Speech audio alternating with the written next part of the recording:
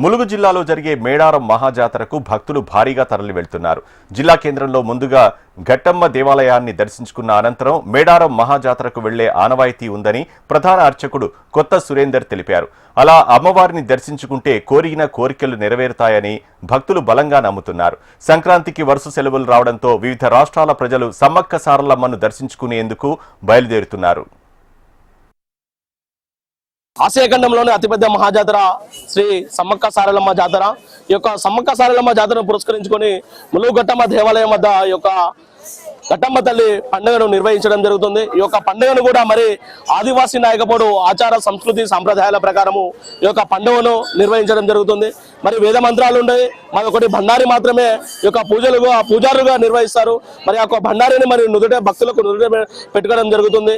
ఆ యొక్క భండారితో మరి యొక్క శక్తి కానీ అమ్మవారి యొక్క బెల్లమే కానీ నిలువెత్తు బెల్లమే కానీ అదేవిధంగా గాజులే కానీ అమ్మకు చీర రైక ప్రతి ఒక్కటి కూడా అమ్మకి ఇష్టమైనవి కూడా మరి సమర్పించడం జరుగుతుంది. ఈ యొక్క కల్చర్ ఆదివాసీ నాయకుడు యొక్క కల్చర్ ప్రకారమే ఈ యొక్క ఘట్టమ్మ తల్లి పండుగను నిర్వహిస్తాము.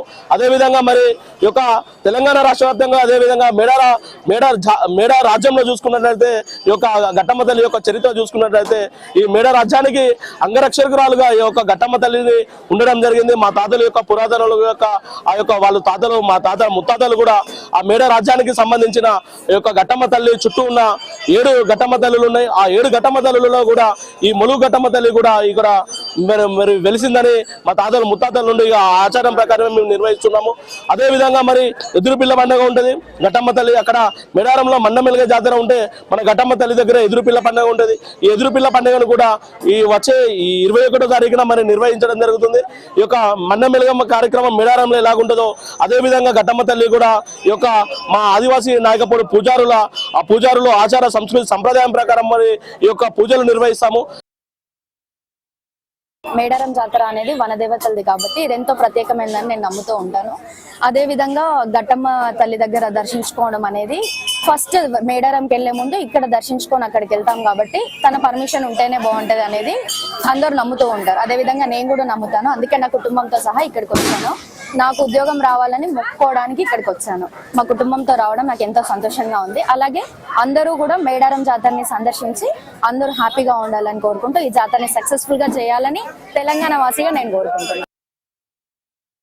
మేము గత చారిత్రాత్మకమైన ఈ సమ్మక్క సారక్క జాతరకు గత ఒక 30 ఏళ్ళు 35 ఏళ్ళ నుంచి చేస్తున్నాం. ఫస్ట్ రావడంతోనే ఘట్టమ్మ దర్శనం చేసుకొని ఈమె అనుభూతి పొంది కొబ్బరికాయ కొట్టి ఇక్కడి నుండి సమ్మక్క సారక్కలకు పోయి దర్శనం చేసుకొని 3 రాత్రులు మేము నిద్ర చేసి ఈ సమ్మక్క సారక్క జాతర లోపల మా అనుభూతి ఏంటంటే మేము ఏది అనుకున్నదో అది దిగ్విజయంగా అమ్మ పాత్రగా చేసి మమ్మల్ని రక్షిస్తుంది. కాబట్టి మేము గత 35 సంవత్సరాల నుంచి నాకు మా పెద్ద కొడుకు భారత్, రెండో కొడుకు భగత్, మూడో కొడుకు బ్రహ్మ ఋషి, మా మన్మళ్ళు కోడళ్లతో సహా ఈ అమ్మవారి దర్శనము 2 ఏళ్ళకు ఒక్కసారి మేము తప్పకుండా అమ్మవారిని దర్శనం చేసుకొని మేము ఆమె యొక్క కృపకు పాత్రలు అవుతున్నాం. మేము ఒక 15 మంది ఆల్మోస్ట్ ప్రతి సంవత్సరం వస్తూ ఉంటాం. ఈసారి జాతర పెద్ద ఎత్తున సంకల్పించారని మేము జాతర కన్నా ముందే వచ్చేసాము. మళ్ళీ తర్వాత రష్ పెరిగిపోతుందని అండ్ ఇప్పుడు ఘట్టమ్మ టెంపుల్కి వచ్చాము. వచ్చే ప్రతి వారు సమ్మక్క సారక్క జాతరకి వచ్చిన ప్రతి వాళ్ళు తప్పకుండా ఘట్టమ్మని కూడా చూసి దర్శించుకుని తర్వాత ముందుకెళ్ళండి. అండ్ ఈసారి జాతర సక్సెస్ఫుల్ గా జరగాలని కోరుకుంటున్నాము.